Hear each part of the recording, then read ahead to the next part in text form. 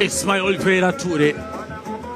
Kante anawekwa chini, mwamuzi anasema ni fair challenge. Haya, kwa mara ya tatu sasa hiyo. Momanyi anamkamua mtu, Momanyi, Matthew Momanyi Tegis anainyamazisha KMC, anainyamazisha Dar es Salaam. Kijana kutoka Rock City ameinuka. Triple C mwamba wa Lusaka.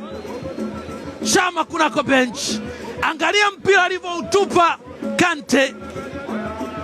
Momanyi akachukua, akamwekea Zabona, akamrejeshea, akatisha, akampangusa vizuri kweli kweli Rushenderek, kisha akasema chukua hiyo Kasari kama nyepesi. Alikimbia vibaya kweli kweli Kibabage, lakini wapi. Huyo ndio Matthew Momanyi Tegis, ana level scoreboard kutoka KMC 1-1.